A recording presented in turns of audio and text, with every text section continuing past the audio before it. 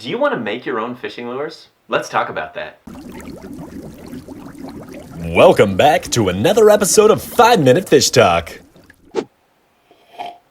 No, that's still a little too hot. I might have to let that cool down for, well, let's call it 5 minutes. It's on the timer here, and you know what that means. Boop! It's time to get real. Talking about making your own custom fishing lures today, which immediately hits home for me because I've been doing this since really I got started bass fishing. I'm super excited to discuss this topic, and I'm going to talk to you a little bit about why you should do it and who it's right for. But before I do that, I want to share a story with you. That's right, it's story time, online outdoorsman. Well, here's the thing. When I first started getting into bass fishing, I was, 15, 16 years old, throwing a lot of, rooster tails and beetle spins and really, really basic stuff. What I saw at Cabela's was actually a make your own inline spinner kit. And then I immediately asked for that for Christmas, and thankfully my mom and dad are so great that they got it for me. And so after making a bunch of inline spinners, I quickly realized that I can customize fishing lures. I can really make them the way I want them. And then I can go out there and experiment and try to catch bass on those lures. And that was really, really cool. So I was making all sorts of changes. I was making like a double-bladed inline spinner that was this big, so it looked like a big old musky lure, but it was like this big. It was really weird, but I was making all sorts of fun stuff, and I was having a lot of fun with it.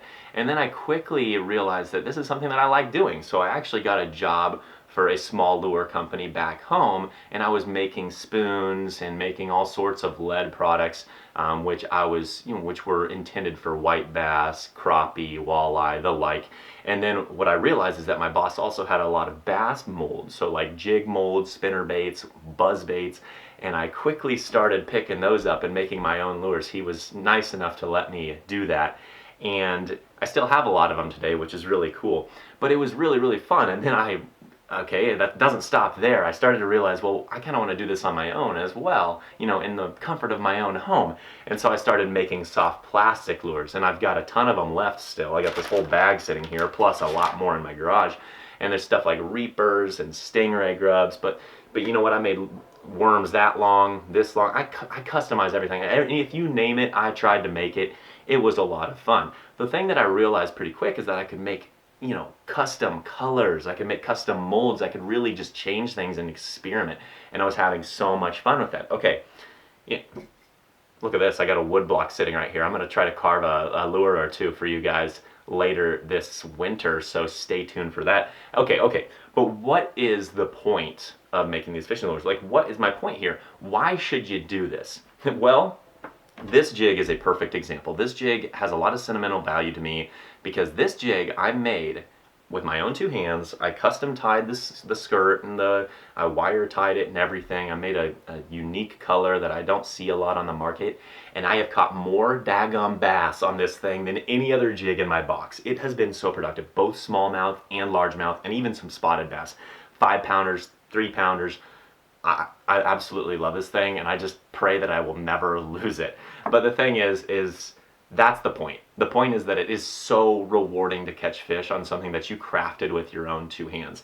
Whether it be a jig, a soft plastic, or even a bottle cap. You saw that video earlier this year where I caught like a 4-pounder on a daggum bottle cap that I made. And I was really excited because it was something that I made myself. You know what? Going out and buying a crankbait for $5, opening it up and then tying it on, throwing it and catching a fish, that's great and that's dandy.